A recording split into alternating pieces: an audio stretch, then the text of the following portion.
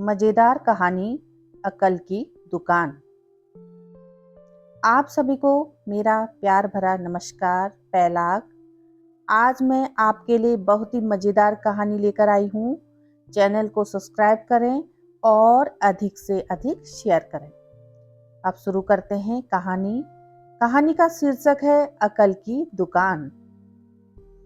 एक था रौनक, जैसा नाम वैसा रूप। अकल में भी उसका मुकाबला कोई नहीं कर सकता था। एक दिन उसने घर के बाहर बड़े बड़े अक्षरों में लिखा, यहाँ पर अकल बिकती है। उसका घर बीच बाजार में था। हर आने जाने वाला वहां से जरूर गुजरता था। हर कोई बोर्ड देखता, हंसता और आगे बढ़ जाता।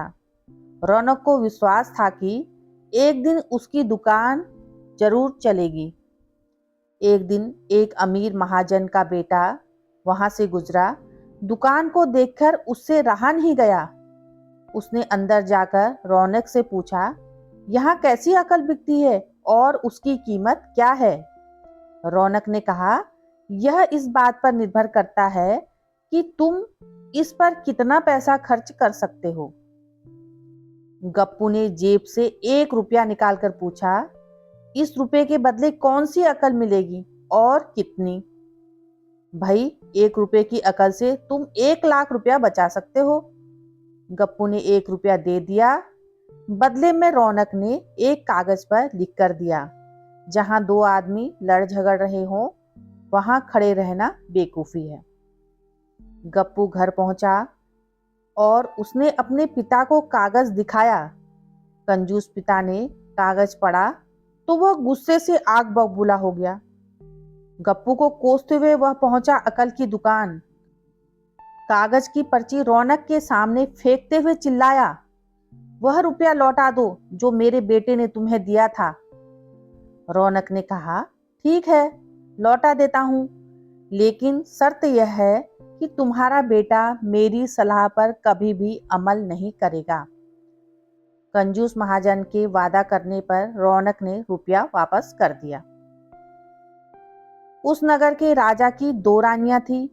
एक दिन राजा अपनी रानियों के साथ जौहरी बाजार से गुजरा। दोनों रानियों को हीरों का एक हार पसंद आ गया। दोनों ने सोचा, महल पहुंचकर अपनी दासी को भेजकर हार मंगवा लेंगी। संयोग से दोनों दासियां एक ही समय पर हार लेने पहुंची। बड़ी रानी की दासी बोली, मैं बड़ी रानी की सेवा करती हूँ, इसलिए हार मैं लेकर जाऊंगी। दूसरी बोली, पर राजा तो छोटी रानी को ज्यादा प्यार करते हैं, इसलिए हार पर मेरा हक है।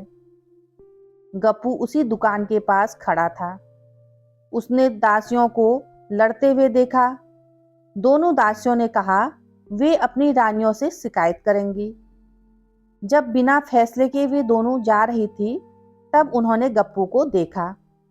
वे बोली, यहाँ जो कुछ भी हुआ तुम उसके गवाह रहना। दासियों ने रानी से और रानियों ने राजा से शिकायत की। राजा ने दासियों की खबर ली। दासियों ने कहा, गप्पू से पूछ लो, वह वहीं पर मौजूद था। राजा ने कहा, बुलाओ गप्पू को गवाही के लिए, कल ही झगड़े का निपटारा होगा। इधर गप्पू हैरान, पिता परेशान। आखिर दोनों पहुंचे अकल की दुकान। माफी मांगी और मदद भी।